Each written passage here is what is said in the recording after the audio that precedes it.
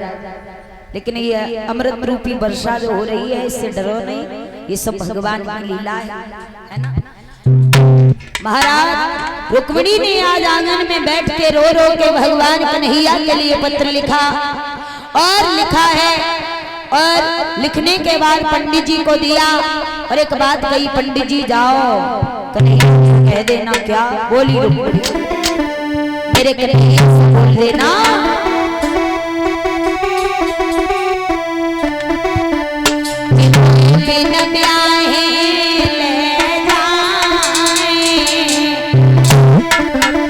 ताली बजा के सब लोग बोलो ले जाए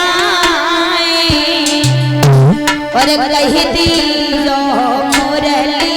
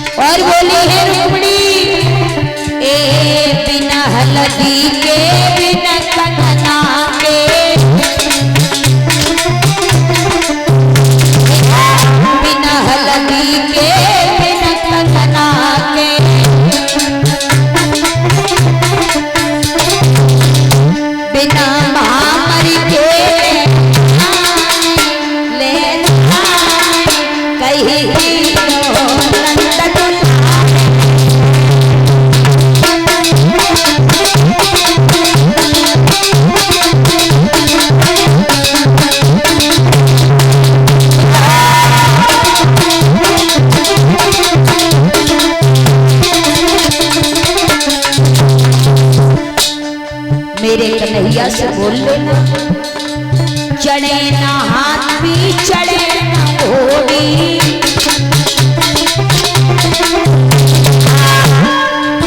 चढ़े ना हाथी चढ़े ना घोड़ी, मोए पैदल ही ले जा कहीं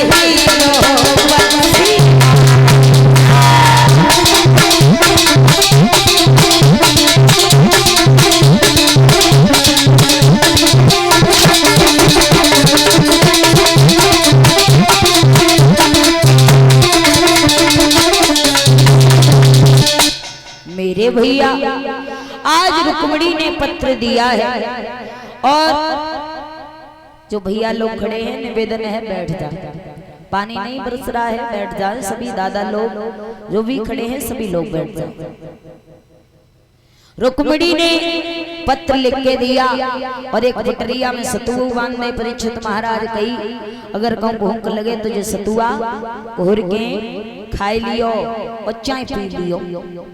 अब पंडित जी रुक्मिणी का पत्र लेकर के चले, एक बात कही है बिटिया, अगर कन्हैया आ जावे तो समझ जाइयो कि पंडित जी पहुंचे ही गई, अगर काऊ तरीका से ना आ पावे तो पूरी तरीका से समझ जाइयो कि पंडित जी तो कौरतई में लुढ़क गए, मर मराई गए, जा रहे हैं तुम्हारा पत्र लेके। आज पंडित जी रुक्मिणी का वो पत्र लेकर के चले द्वारिकाधीश कन्हैया के पास में। महाराज जा रहे हैं ब्राह्मण देव और गीत गाते जा रहे हैं, हे कृष्ण हमें भीष्म की बिटिया ने भेजो है और बुढ़ापे को शरीर है, रास्ता नहीं चला जा रहा। चलते चलते ब्राह्मण देव एक पीपल की छाया के नीचे पहुंचे। जेठ का महीना है, धूप पड़ रही है, लपट चल रही है। महाराज भूख लगने लगी ब्राह्मण देव को, बुढ़ापे को शरीर है, चला नहीं जाता है। पंडित जी ने मन में विचार किया थोड़ा यहाँ पे आराम कर ले। और आराम किया है ब्राह्मण देव ने, बताया जाता है। और रुक्मिणी ने जो सतुआ दिए थे खाए। अब पेट भरे को ज्यादा, मूछन पे हाथ फिराओ, पेट पे हाथ फिराओ। पंडित जी पैर पसार के लेट गए। अब जब लेट गए तो हुआ ऐसा, पंडित जी को नींद आ गई, सोने लगे ब्राह्मण देव। इधर भगवान ने देखा हमारी रुक्मिणी के भेजे हुए ब्राह्मण देव पीपल की छाया के नीचे आराम कर रहे हैं, सो गए हैं। तो भगवान ने क्या किया मेरी माताओं, भगवान ने योग माया के द्वारा पंडित जी को सोते सोते ही द्वारिका में उठवा लिया। द्वारिका में, और जैसे ही द्वारिका में पहुंचे ब्राह्मण देव, कन्हैया गद्दी पे बैठे हैं, भगवान के ऊपर नजर पड़ी है। पंडित जी सोचने लगे बाजी बा, बिटरिया तो ठग गई। देखो मोड़ी का कैसे मोड़ा पे मरी, देखती तो कोई अच्छो मोड़ा देखती, बुरी भांत को कारो कारो डाबर जैसो ड्राम बुरी भांत को रखो जाए देख के रीजिए जा पे शादी करेगी। भगवान कन्हैया पंडित जी के मन के विचार समझ गए। भगवान ने जैसे ही तिरछी नजर घुमाई पंडित जी के ऊपर, पंडित जी ने देखा बाजी बा काला तो है पर छवि बहुत सुंदर है, सुंदर बहुत लग रहा है। पास में गए, भगवान ने आसन दिया और कही आइए ब्राह्मण देव, कहां से आना हुआ बताओ। तो ब्राह्मण देव ने बताया कन्हैया हम कहां से आए हैं और किस लिए आए हैं सुनो। बोले कि ब्राह्मण ने कही हे गिरधारी, और हम कुंदनपुर से आए।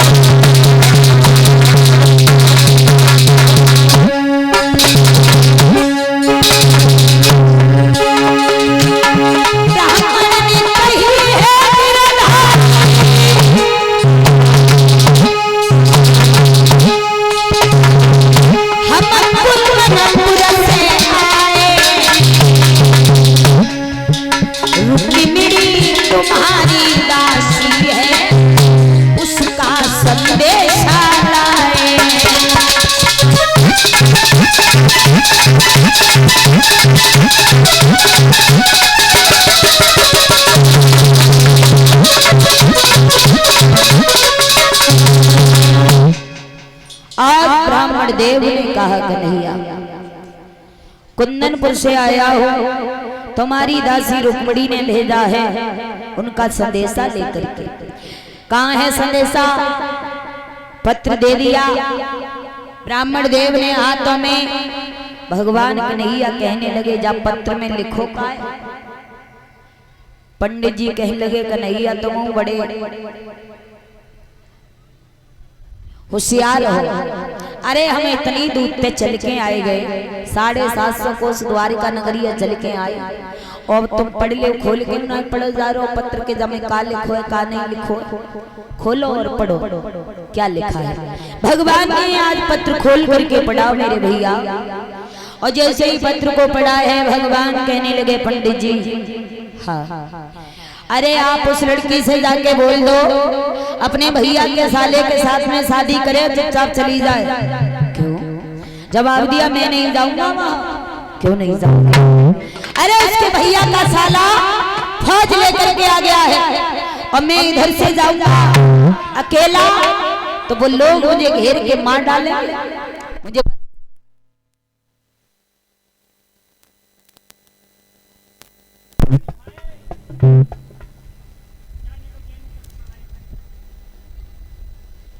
भैया आज पंडित जी ने जवाब दिया है कन्हैया वो लड़की बचपन से तुम्हारी पूजा करती आ रही है, इसलिए तुम्हें जाना पड़ेगा।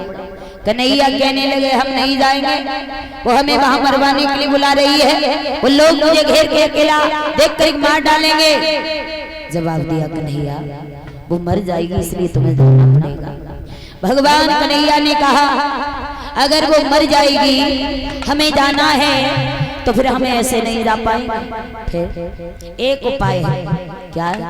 तो जवाब दिया जब आप यहाँ से चलोगे, जब हम लोग तुम्हें विदा करेंगे तो आप यहाँ से चलना, 2 कदम चल के खास के जमीन पे बैठ जाना, फिर चलना, फिर बैठ जाना, फिर चलना, फिर बैठ जाना। और बड़े भैया बलराम जानेंगे पंडित जी बीमार हैं, तुम्हें छोड़ने के लिए हमें भेजेंगे, हम इधर से तुम्हें लेके चलेंगे और उधर से रुक्मिणी को लेके आ जाएंगे। बताओ कैसी रही? बोले बहुत बढ़िया, बहुत बढ़िया। तो कहा इतना ही काम करो। अब पंडित जी को भोजन पानी नाश्ता जो भी था कराया, सम्मान किया। पंडित जी उठे, बोले भैया अब हमें विदा करिए, अब हम जा रहे हैं। पंडित जी जैसे ही चले, सभी यादव लोग खड़े होके ब्राह्मण को विदा करने लगे। और कैसे भैया? ब्राह्मण देव बोले कि आज्ञा हमको दे दीजो और हम अपने घर को जाते, सोई यादव लोग खड़े हुए ब्राह्मण को विदा कराते हैं। सभी यादव पंडित जी को विदा करने लगे।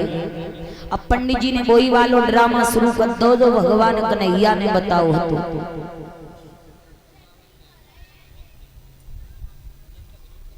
और 2 कदम चले हैं ब्राह्मण देव और चल करके जमीन पे खांस के बैठ गए, फिर चले, फिर बैठ गए, फिर चले, फिर बैठ गए। बलराम ने कही कन्हैया पंडित जी बीमार हैं, इन्हें लेके जाओ, छोड़ के आओ। उड़ने घोलों वाला रथ लिया भगवान ने और पंडित जी को बिठाया। जब तक द्वारिका में रथ रहा तब तक खूब धीरे धीरे चलो, और जैसे ही द्वारिका से बाहर निकलो कन्हैया ने भैया एक बात कही, वो क्या करो भगवान?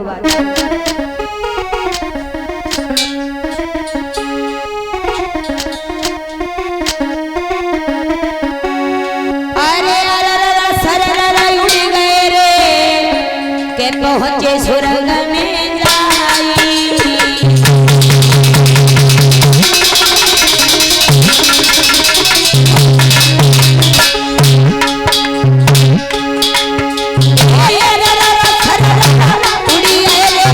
पहुंचे सुरंग में जाई।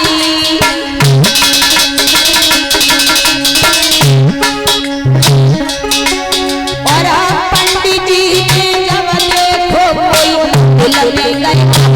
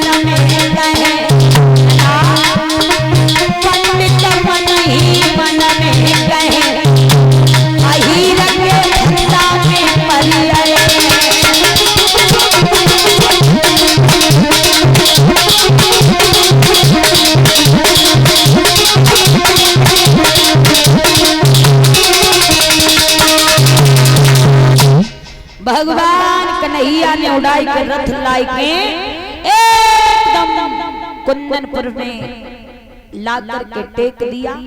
कुंदनपुर से बाहर एक मंदिर था, मंदिर के पीछे भगवान ने रथ खड़ा कर दिया। और पंडित जी कहने लगे कन्हैया तो तुमने मार डारे होते त्याई कसम, हमें तो यही लग रही कि प्राण अब बचेंगे ना, पेट में गदर पदर है रही, लेकिन ना जाने कैसे बच गए। भगवान ने कही बहुत जल्दी और आए गए, अगर हम इतनी जल्दी नहीं लाते तो फिर आ भी नहीं पाते। और जाओ आप उस लड़की से बोल देना मैं मंदिर के पीछे रथ लेकर के खड़ा हूँ, आ जाए मैं लेकर के चला जाऊंगा। आज मेरे भगवत श्रोताओ पंडित जी आए हैं, रुक्मणी दरवाजे पे खड़ी।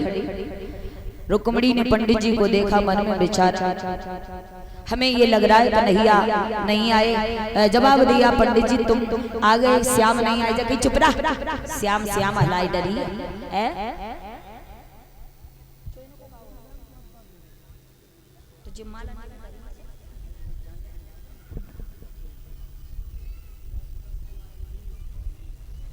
भैया आज रुक्मणी कहने लगी कन्हैया ने आए। पंडित जी बोले चुप रहा, डाबर जैसो ड्राम मुरी भांत को कारो कारो धरो है। बापे देखे कारी जी हैं का देखे री जी ये बाके संग भी आप करेगी, कोई अच्छो मोड़ा देख लेती बाके संग हमने डाल के चली जाती। रुक्मणी बोली ब्राह्मण दे हमारे कन्हैया के बारे में ऐसे मत कहो। कन्हैया देखने में काले हैं पर दिल के बहुत साफ है, बहुत साफ है। इंसान शरीर की सुंदरता से सुंदर नहीं होता जब तक उसका व्यवहार और उसका चरित्र सुंदर नहीं होता, तब तक वो सुंदर नहीं माना जाता है। जवाब दिया तो ठीक है। कन्हैया आ गए हैं, मंदिर के पीछे रथ लेके खड़े हैं, तुम चली जाओ, तुम्हें लेके चले जाएंगे। रुक्मणी एकदम से भागने को तैयार हुई। पंडित जी कहने लगे बिटिया हमें ये मालूम पड़ रही है कि तुम्हारा ब्याह है रो ऐसो काऊ को ब्याह आज तक बहु ही ना, क्यों? जवाब दिया पंडित जी सही कह रहे हैं, ऐसा काऊ को ना हो। तुम माने पंडित जी ऐसा काऊ को बहु है? हाँ तुम तो ब्याह के मारे चटकी जा रही, बीच में से फटी जा रही हैं। इतनी खुशी है पंडित जी, तुम्हें खुशी सवर्ण को होते ब्याह सवर्ण को होते, तुम्हें ज्यादा खुशी। हम त्याग पत्र लेके 750 कोस द्वारिका नगरिया चल के गए और चल के आए। तुमने जेऊ नहीं पूछी पंडित जी रत्ता में जरूर बुखार तो नहीं आओ, भूख प्यास तो नहीं लगी। और दरे बजे पंडित जी हाँ तमाम बुखार ताप सब तुम द्वारका आइयो तब हम सब देखेंगे तुम्हारा। अच्छा रुक्मणी ने रो करके जवाब दिया है ब्राह्मण दे अगर मैंने तुम्हें भोजन कराया तुम देर हो जाएगी। बोली है रुक्मणी कि भोजन तुम्हें कराए पंडित तो देर हमें हो जावेगी, और मेरे श्याम की सवारी बा मंदिर से ढर जावेगी। और यहाँ से जावे पंडित जी तब नगर द्वारिका में आइयो रे, और मेरी सासुल के अंगना में तुम जी भरी भोजन खइयो रे। जब मेरी शादी है जावे तब द्वारिका में आना, तुम्हारी बहुत सेवा करूंगी, जो खाओगे वो खवाओ। पंडित जी बोले बिटिया तब की तब देखी जाएगी, मरे के जिंदा रहे बुढ़ापे को शरीर है, जाओ जाओ। रुक्मणी जैसे ही चली मन में विचार आया कि जा तो रही हूँ, जाते जाते अपने मैया के गले से लग जाऊं। गई रुक्मणी अपनी मैया के गले में गलवैया डाल के रोने लगी और बोली है रुक्मणी क्या मैया हाँ मैं गले मिल लेते गले तेरे कल ब्याह होवे वो कल ससुराल जाएगी, आपके गले मिलेगी, आंखें फूल जाएगी रो रो के। मैया बड़ी पागल चुप अभी तो काय को रो रही है मैया बड़ी पागल है बिटिया, चुप जा मत रोवे, कल रो लियो।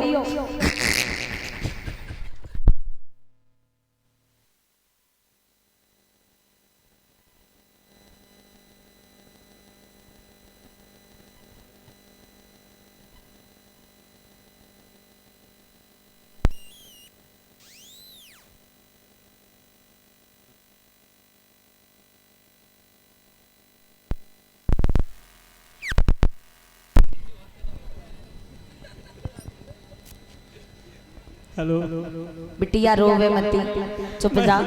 मैया तू मैया तुम्हें गले ते लग के रोएला मैया ओरे मैया मुआ चार को डिब्बा दरुआ बन के गांव में गलती है पपरू दाना लली गलो पर गो मत रोवे इतनी तेज। मैया ध्यान रखिए मैं मछरा बदवा में पाई प्यार और ये सीरीज में हमारी अनीता भाभी ये हमें 50 वर्ष विदाई में सम्मान कर रही। धर्म के क्षेत्र में आगे बढ़े, सम्मान में सम्मान मिले, भगवान से आशा विलासा। आज रुक्मिणी अपनी माँ के गले लगती है। मैया हाँ ध्यान रखिए अचानक डिब्बा कोई रिश्तेदार न उठाए ले जावे। लली तू बाकी टेंशन ना करे, हम सब सवाली पर तू रोवे मत। मैया रोए रोए कि नहीं तो रोवे मती जुकाम है वो मैया हाँ जय समझ लिए आज जा रही है। अच्छा